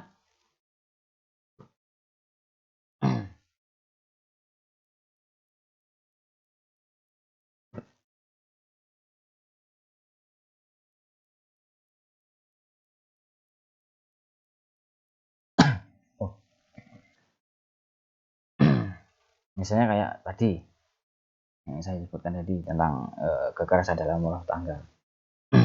Karena pemerintah itu melihat bahwa banyak nih kekerasan dalam rumah tangga, mereka itu berencana membuat kebijakan untuk karena ada fenomena kekerasan di dalam rumah tangga, maka isu kebijakannya itu adalah banyak sekali kekerasan di dalam rumah tangga. Nah, setelah ditetapkan bahwa akan membuat tentang perlindungan bagi perempuan dan anak, maka kebijakan itu diformalisikan, di mana di sini adalah proses politik gitu. Proses-proses politik itu terjadi di isu kebijakan dan formulasi kebijakan. Jadi isunya tadi isunya tadi itu banyak kekerasan dalam rumah tangga, maka diformulasikan di sini bahwa akan ada kebijakan tentang perempuan dan anak gitu. Nah, di sini tadi banyak kekerasan rumah tangga. Di sini ada formulasinya, di mana formulasinya itu bagaimana melindungi perempuan dan anak. Setelah ini udah clear, proses politik udah clear, maka masuk ke dalam implementasi kebijakan. Nah, implementasikan kebijakan ini adalah kebijakan tersebut diimplementasikan atau dijalankan. Nah, setelah dijalankan, nah ini dievaluasi kinerjanya itu seperti apa, outputnya itu seperti apa, apakah dievaluasi, apakah dengan adanya kebijakan tersebut itu kekerasan dalam rumah tangga tadi menjadi berkurang atau semakin bertambah. Nah, itu dievaluasi. Kalau semakin berkurang, maka dapat dikatakan bahwa kebijakan tersebut itu sudah benar, sudah bagus, sudah sesuai dengan apa yang tujuan di awal di sini. Tapi kalau nggak sesuai, berarti ada yang salah dalam prosesnya ini, entah itu di sini atau di sini. Tuh. Jadi isunya tadi banyak kekerasan dalam rumah tangga diformulasikan yaitu dengan membuat bagaimana untuk melindungi perempuan dan anak, itu diimplementasikan. Terus bagaimana tuh hasilnya, apakah itu berkurang atau tidak berkurang.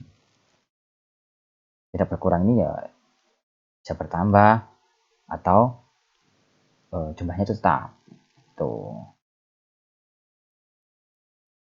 Nah, sekarang masuk ciri-ciri kebijakan. Setiap kebijakan publik mesti ada tujuannya. Nah, seperti yang saya katakan tadi. Tujuannya itu apa? Misalnya kayak tadi, kekerasan dalam rumah tangga, tujuannya itu adalah untuk melindungi untuk melindungi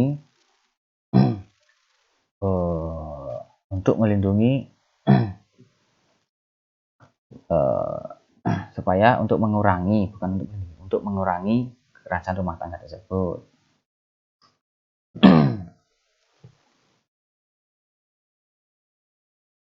Yang kedua adalah setiap kebijakan publik tidak berdiri sendiri dan tidak terpisah dari kebijakan yang lain, tetapi berkaitan dengan berbagai kebijakan dengan masyarakat dan berorientasi pada pelaksanaan, interpretasi dan penegakan hukum. Jadi kebijakan publik ini saling berhubungan dengan kebijakan yang lainnya. Nah, kebijakan publik itu apa yang dilakukan oleh pemerintah, bukan apa yang ingin dilakukan oleh pemerintah. Jadi kebijakan publik itu adalah apa yang dilakukan oleh pemerintah, bukan apa yang ingin atau akan dilakukan pemerintah. Jadi kebijakan publik itu bukan diangan-angan gitu loh. Kalau diangan-angan itu namanya nggak bisa dilakukan gitu loh. Jadi kebijakan publik harus dilakukan, bukan cuma diangan-angan. Misalnya saya contohkan, nggak perlu kebijakan publik yang lebih dekat. Misalnya kalian nih berbisnis, itu kan berbisnis apa gitu. Kalian pengen berbisnis makanan gitu. Yang pertama kalian lakukan kan adalah memikirkan apa nih strateginya kayak gimana gitu. Habis memikirkan matang-matang, maka itu kan dilakukan. Berarti kalian melakukan bisnis makanan. Tapi kalau masih cuma diangan-angan, itu kalian nggak melakukan. Gitu. Yang keempat adalah kebijakan adalah apa yang dilakukan pemerintah.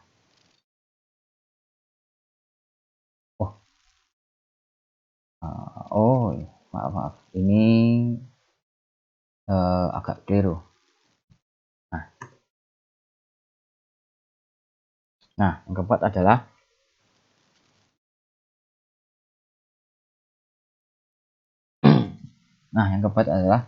kebijakan dapat berbentuk negatif atau melarang dan juga dapat berupa pengarahan atau melaksanakan atau menganjurkan. Tuh. Nah, misalnya kayak sekarang ini kebijakan tentang vaksinasi gitu. Nah, itu adalah berupa kebijakan pengarahan. Misalnya kalau nggak pakai dosis pertama itu nggak boleh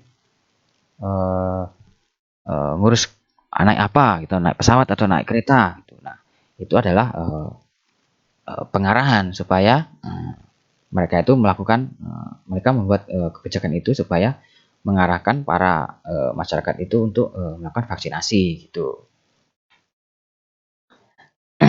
Yang terakhir adalah kebijakan didasarkan pada hukum karena itu memiliki kewenangan untuk memaksa masyarakat dan mematuhinya. Jadi karena kebijakan ini didasarkan pada hukum, jadi sifatnya itu kan memaksa.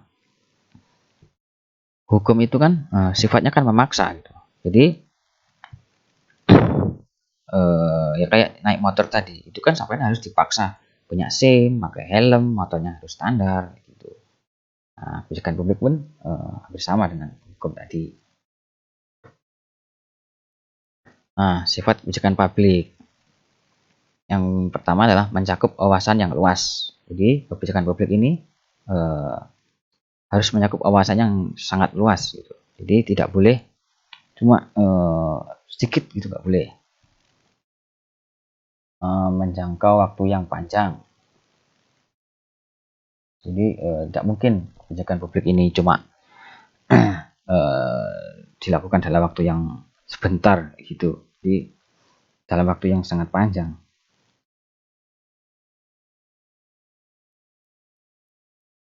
Sebentar, saya matikan laptop yang satunya dulu.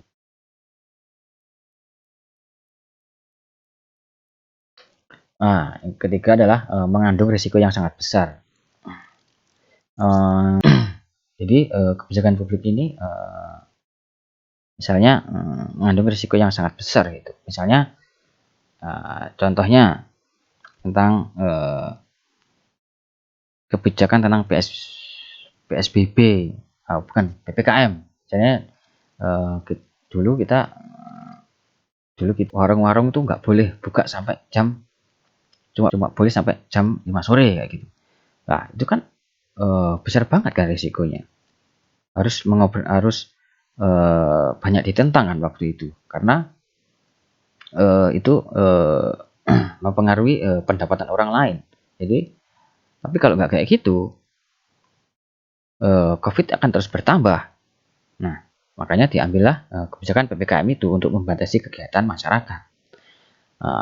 Ya tentu waktu pemerintah mengambil kebijakan tentang PPKM itu, mereka mengambil risiko yang sangat besar karena mengorbankan sektor ekonomi, dan lebih mementingkan sektor kesehatan. Jadi yang mana nih yang akan mereka pilih, yang mereka ambil risikonya lebih besar? Udah mereka mengambil risiko untuk mengorbankan sektor ekonomi supaya sektor kesehatannya bisa lebih baik. Dan yang terakhir adalah melibatkan banyak pihak. Melibatkan banyak pihak. Jadi dalam pembuatan kebijakan pasti banyak pihak yang terlibat gitu. Bicara tentang banyak pihak yang terlibat, siapa saja yang aktor dalam kebijakan publik.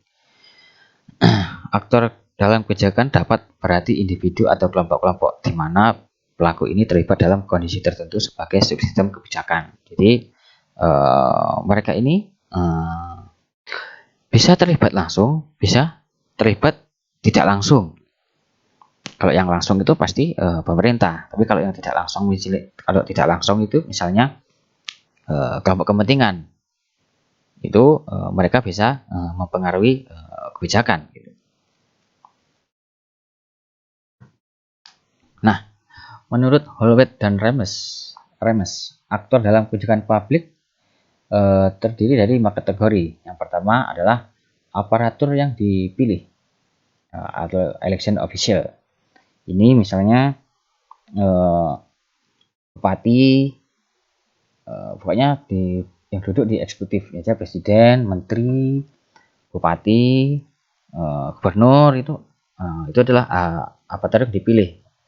Yang kedua adalah aparatur yang ditunjuk. Nah, misalnya kalau yang ditunjuk ini adalah menteri tadi, itu yang ditunjuk.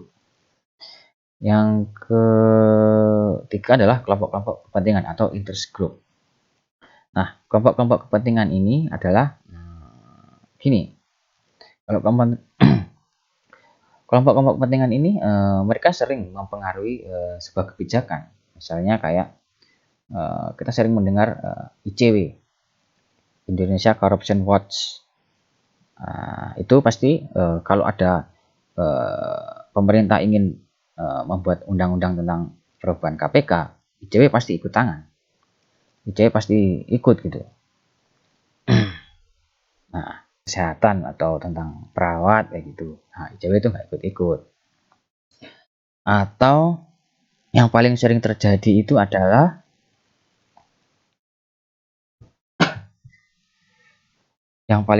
sering terjadi konflik kepentingan ini adalah kelompok-kelompok buruh. Kelompok-kelompok buruh. Jadi ketika terjadi penetapan UMR gitu, itu. Nah, yang dilakukan oleh misalnya kalau di Jawa Timur ini kan gubernur gitu, pasti kelompok-kelompok buruh ini ikut dalam penentuan UMR tersebut gitu. Nah, kelompok-kelompok buruh ini yang disebut kelompok ketimpangan, dan juga APindo, Asosiasi Pengusaha Indonesia, itu juga termasuk kelompok kepentingan, di mana mereka interest group ini akan ikut ketika kepentingan mereka akan dipengaruhi oleh pemerintah kayak gitu. Mereka membuat tentang kebijakan UMR, kelompok-kelompok buruh dan APindo itu pasti mereka akan ikut campur gitu. Yang keempat adalah organisasi peneliti atau research organization. Nah, ini adalah orang-orang kampus atau orang-orang akademisi gitu. Karena dalam membuat sebuah kebijakan itu adalah harus ada naskah akademik. Nah, naskah akademik ini dibuat oleh orang-orang kampus. Yang terakhir adalah media massa. Tentu media massa ini kalau dulu nggak berpengaruh ya, tapi kalau sekarang itu media massa berpengaruh besar sekali gitu. Jadi ya misalnya kayak yang di media itu sangat besar gitu, kayak misalnya itu kasus korupsi julian batubara gitu. Wah, itu kan besar kan, sampai hakimnya sendiri kan juga ikut vonis hukumannya kan ikut dipengaruhi oleh media massa kan, karena banyak dibully katanya. Nah, sebenarnya itu kan ya salah juga gitu. Walaupun mereka dia dibully kan ya tetap harus sesuai dengan keputusannya. Ya, itu kan cukup ramai juga itu di media massa. Nah, ini aktor-aktor kebijakan publik. Jadi dibagi dua. Jadi pemerintah dan non pemerintah. Pertama, pemerintah itu adalah legislatif, eksekutif, instansi administrasi, dan lembaga peradilan. Kalau yang non pemerintahan itu adalah kelompok kepentingan tadi, terus partai politik. Yang terakhir adalah warga negara atau individu. Tuh. Nah, sekarang kita masuk dalam bab yang terakhir ya. Ini agak sebenarnya ini agak paling seru ya. Ini coba kalian kalian pikirkan. Coba kalian pikirkan tentang ilustrasi ini. Ilustrasi yang ini akan saya ini ya. Terdapat 3 anak yang bernama Bob, Anne, dan Clara, dan sebuah seruling. Anne berpendapat bahwa seruling itu harus diberikan kepadanya karena hanya dia yang bisa memainkannya, dan ini diakui oleh Bob dan Clara. Bob berpendapat bahwa dia adalah anak yang pantas mendapatkan seruling itu karena dia yang paling miskin, dan itu akan menjadi mainan satu-satunya. Sedangkan Clara berpendapat bahwa dialah yang pantas memiliki seruling tersebut karena Clara adalah yang membuatnya. Jadi Anne adalah yang bisa memainkannya, Bob adalah yang paling miskin, dan Clara adalah yang membuat seruling tersebut. Nah, menurut kalian siapa yang pantas untuk mendapatkan seruling itu?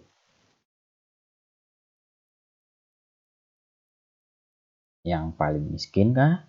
Yang bisa Nah, ini tentu saja harus dijawab dengan konsep keadilan. Oke.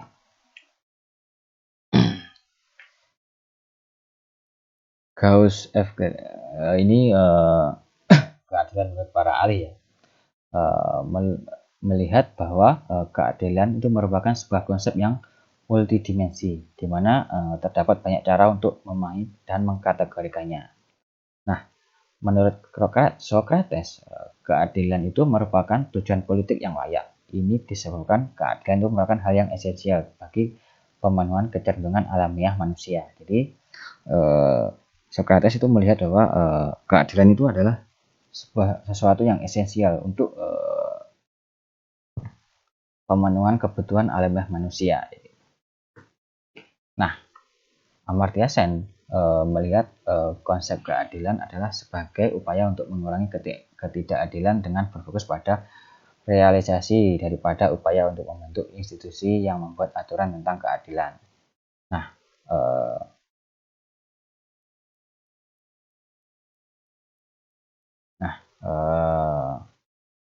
Amartya Sen ini melihat bahwa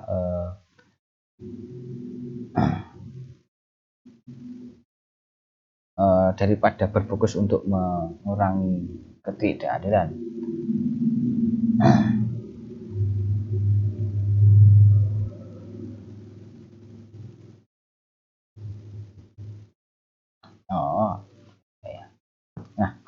Amartya Sen ini adalah melihat bahwa daripada untuk membentuk institusi yang adil, lebih baik keadilan itu direalisasikan kepada masyarakat. Gitu. Jadi keadilan itu menurut Amartya Sen harus direalisasikan. Gitu. Jadi misalnya kayak bantuan sosial gitu. Jadi bantuan sosial itu harus direalisasikan kepada masyarakat.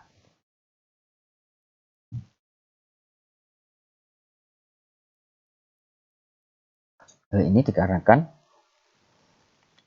pendekatan komparatif berpendapat bahwa kehidupan masyarakat tidak hanya ditentukan oleh institusi, tapi juga oleh tindakan nyata mereka dan interaksi sosial yang ada di dalamnya. Jadi keadilan itu ditentukan oleh interaksi sosial. Jadi yang adil menurut A belum tentu adil menurut B. Jadi misalnya kayak gini,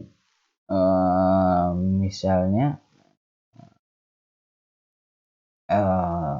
ada sebuah keluarga, ada dua keluarga,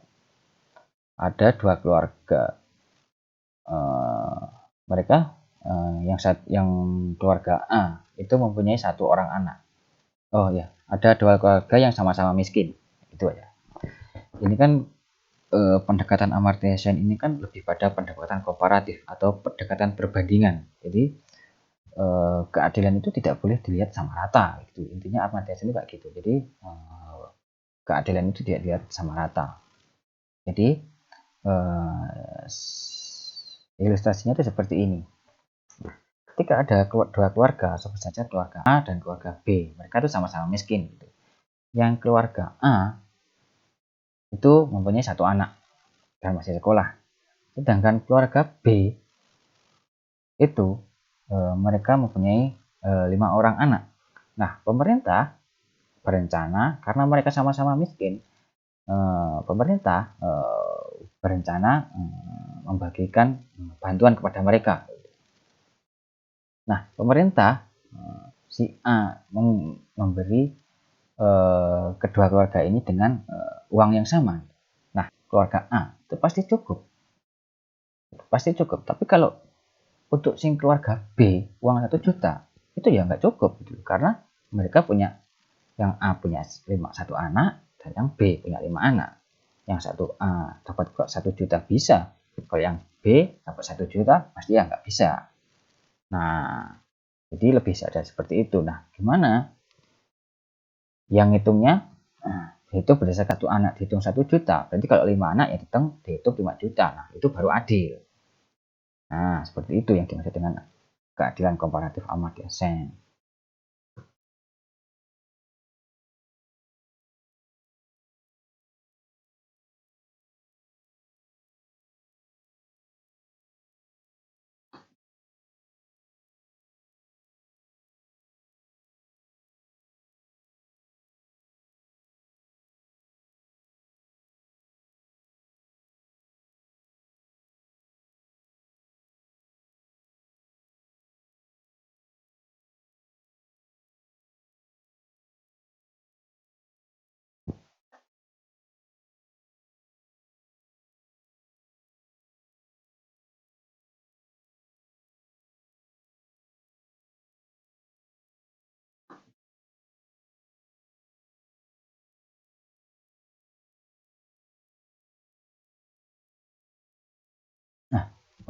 sorry ya, laptop saya agak hang, agak lambat. Nah, tentang perspektif keadilan.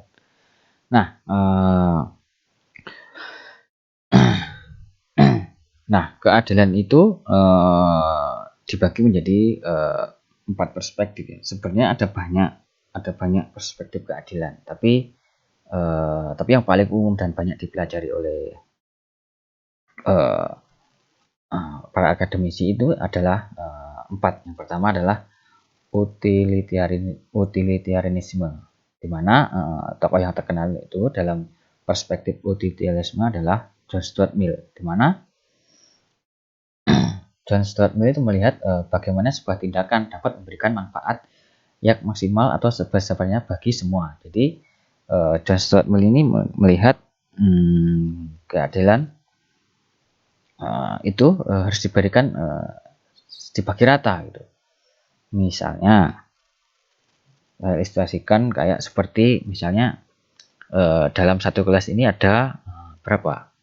40 kan. Nah, 40 ini mereka 40 ini yang pilihan pertama itulah makan bakso, yang kedua adalah makan soto, yang ketiga adalah makan pecel gitu. Nah, dalam 40 orang ini, satu kelas ini kan ada 40 kan. Nah, 40 orang ini yang 30 itu pengen makan soto. Yang 10 itu pengen makan bakso. Dan yang ingin makan pecel itu nggak ada. Nah, dan Stuart Mill ini melihat bahwa mereka yang maksimal harus dituruti kayak gitu. Jadi 40 ini nanti semuanya akan memakan soto karena 40 ini semuanya memilih enggak, karena 30 orang memilih soto. Jadi yang 10 orang ini tetap makan soto karena mengikuti jumlah mayoritas gitu, bukan minoritas kayak gitu. Nah, mengikuti jumlah mayoritas. Atau misalnya banyak permen gitu. Tapi misalnya siapa ya? Dalam satu anak itu punya permen. Setelah punya permen, permennya itu pengen supaya keadilan itu dapat dibagi rata, maka ya permen itu akan dibagi 10 anak itu. Jadi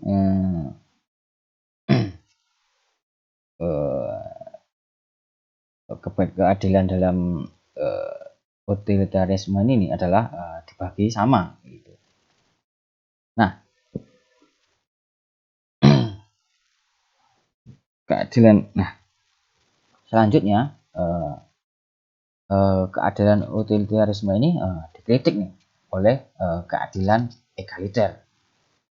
Dikritik oleh keadilan egaliter. Di mana tokoh yang terkenal itu adalah John Rowe, di mana setiap orang itu mempunyai hak yang sama atas kebebasan dasar yang paling luas, seluas kebebasan yang sama bagi semua orang. Jadi yang kedua adalah ketimpangan sosial dan ekonomi harus diatur sedemikian rupa sehingga dapat memberikan keuntungan semua orang dan juga semua posisi jabatan harus terbuka bagi semua orang. Nah, perspektif keadilan ini tidak bicara seperti keadilan utilitarisme di mana keadilan itu harus dibagi rata. Tapi keadilan egaliter ini, keadilan tersebut harus didistribusikan. Jadi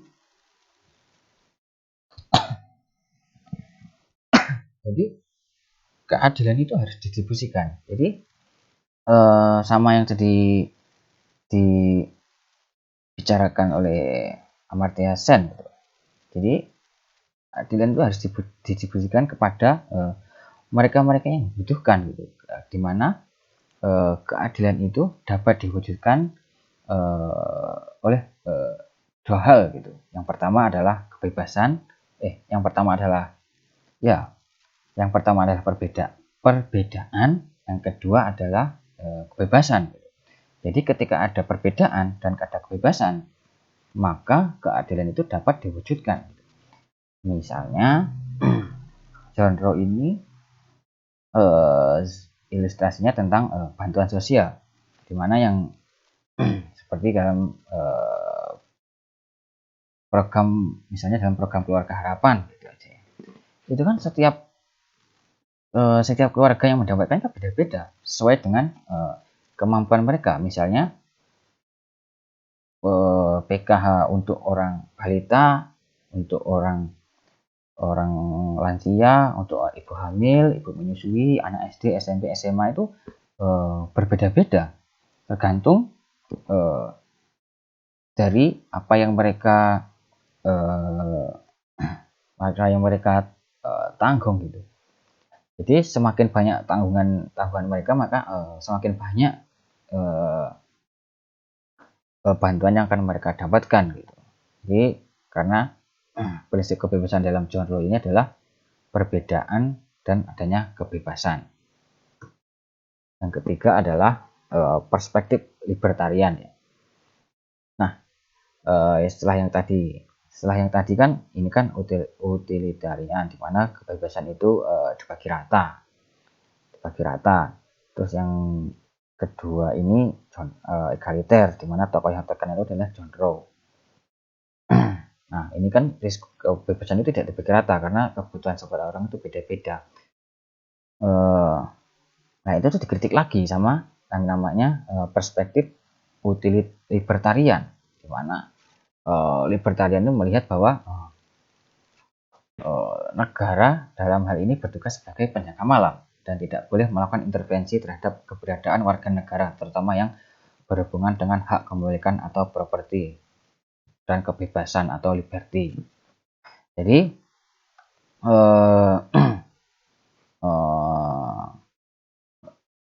perspektif libertarian ini melihat bahwa kayak bantuan sosial itu nggak boleh dilakukan karena itu bertentangan dengan hak-hak kepemilikan. Misalnya kayak gini, yang terkenal adalah Robert Nozick, di mana dia berpendapat bahwa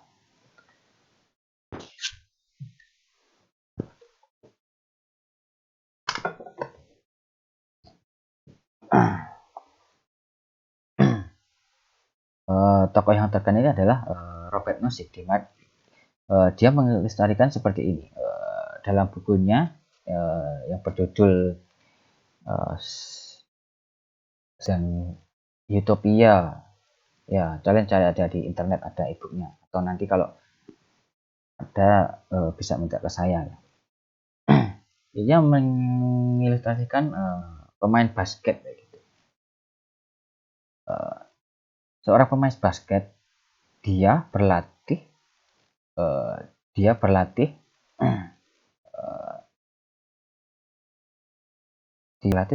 jam sehari kayak gitu kan. Sehingga dia menjadi ahli dan banyak orang yang ingin menonton pertandingannya, sehingga dia mendapatkan kekayaan yang tinggi. Nah, negara nggak boleh melakukan intervensi terhadap. Jadi negara itu nggak boleh menarik pajak yang tinggi-tinggi kepada pemain tersebut, karena kalau dilihat dari latihannya tadi, dia berlatih 18 jam sehari. Nah, sehingga dengan latihan 18 jam tersebut, dia menjadi ahli. Sehingga banyak orang yang rela mengeluarkan uang hanya untuk melihat pertandingan dia. Sehingga dengan banyak yang melihat pertandingan dia menjadi kaya dan menjadi terkenal. Setelah terkenal, ya udah, dia kan menjadi kaya. Lah, dia kan negara itu nggak boleh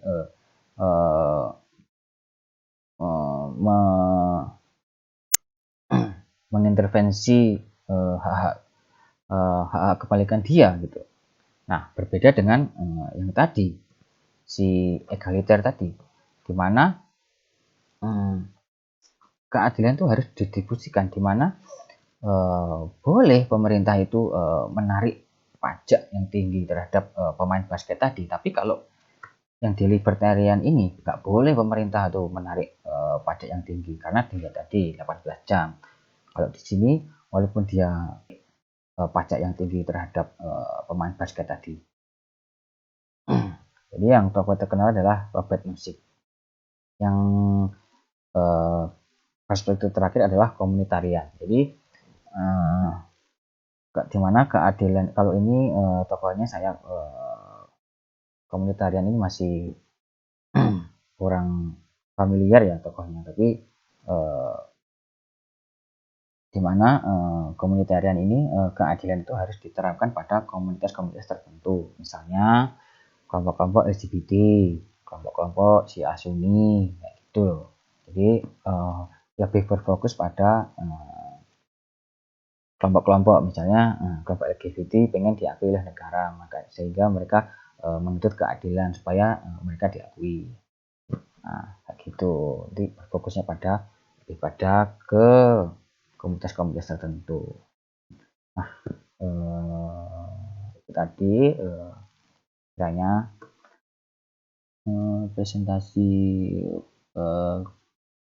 pembelajaran kita untuk hari ini, dan terima kasih telah melihat video saya.